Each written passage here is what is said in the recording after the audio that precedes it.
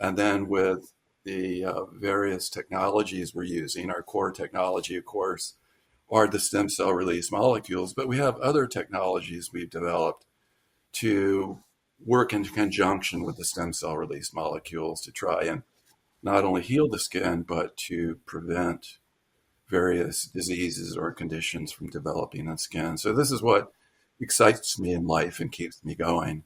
But you also mentioned, I don't want to forget, other technologies. Is that technologies you have cooking in the R&D department, or are these other technologies that are actually part of the products that and my patients know and love, but I might not be as familiar with as I am with the S²RM part? Another thing that is hot out there, I've been interested in it for decades, is the microbiome and restoration of the microbiome from various dysbiotic states, including bad infections. And in 2015, we brought out a probiotic product that has nitrifying bacteria in it. And I position it in an interesting way to some of us.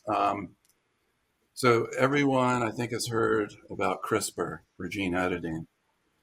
And a lot of bacteria out there have CRISPR. So it's an immune system in the bacteria that fight viral infections. In the acneic state, a lot of the bacteria, the phenotypes, and I guess the genotype, they lose CRISPR.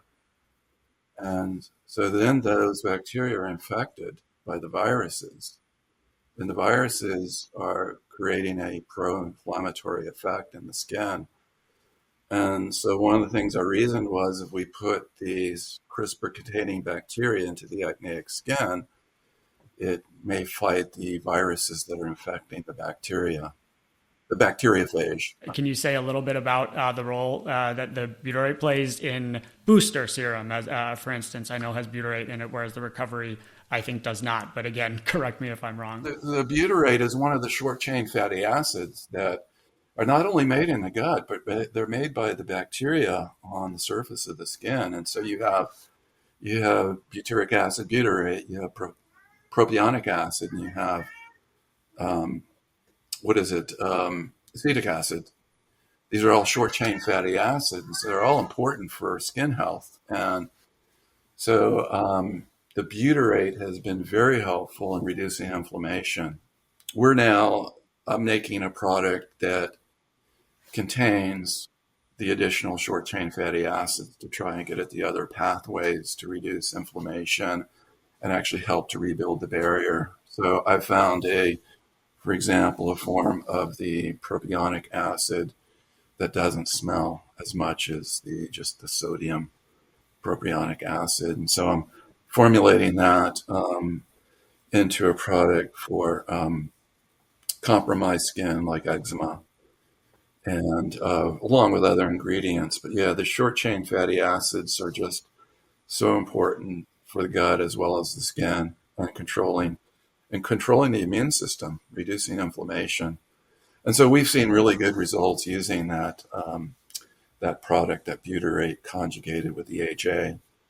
And so I've used it in a couple of different products, and people really notice the difference. Sticking on MB1 and the forthcoming suit, but still in the R&D lab, but MB2, and you all had sent me some of that recently just to test it. Teach me a little bit about the in acne-prone skin, for instance, or rosacea-prone skin. Even though MB2 is more of you're adding this 5 additional bacteria, but also giving that barrier protectant for compromised skin. But would you use them sequentially in like a patient, or consider it at least in a patient with acne or rosacea, as opposed to those other ones where MB2 is more specifically? Yeah, with the MB1, with those nitrifying bacteria, you simply shake it and spray it, and it's a solution-based product. And so that'll penetrate into the skin and into the follicles, into the pores. And then you could put on, and we're trying this, put on top of that the MB2, which is the instantaneous barrier function, with the 5 other types of symbiotic bacteria. So these are all bacteria that the skin wants and needs. And, as long as you don't overdo any one bacteria, then you're going to really better the dysbiosis. And I just keep seeing a lot of different skin conditions, for example, the dysbiosis and particularly the Staphylococcus aureus infection. And so we actually had a dermatologist working with us, and she had a patient with a chronic staph problem and on the face, and she used the MB2 with good results. So that's encouraging.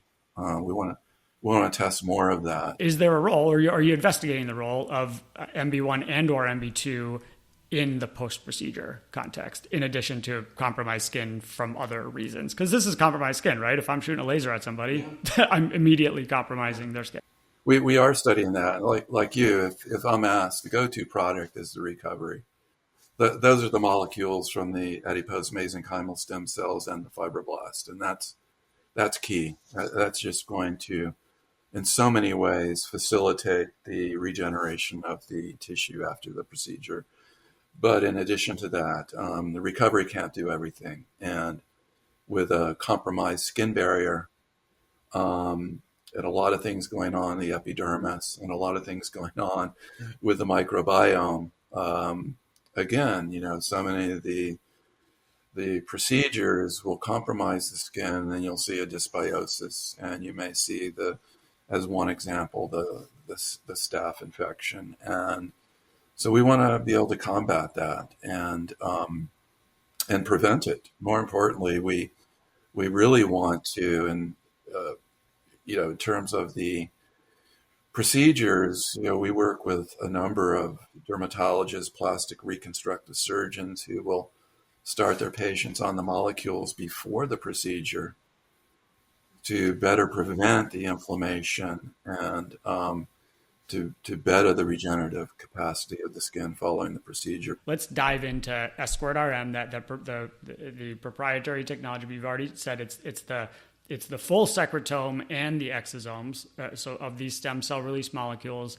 And the most important part of it, to me at least, because there are lots of other companies at least making exosomes, is where you all are getting those stem cells. So start speaking to that. So we have the skincare product, the recovery, and that's the stem cell release molecules from the adipose mesenchymal stem cells. They, of course, reside mainly in the hypodermis, a little bit in the deep dermis, and then the fibroblasts that reside mostly in the dermis. And we use the full secretome from those two cell types. And of course, those cell types are derived from skin. So you get that inflammation going, you start closing the wound, and then the adipose mesenchymal stem cells and the fibroblast really have evolved to turn down that inflammation.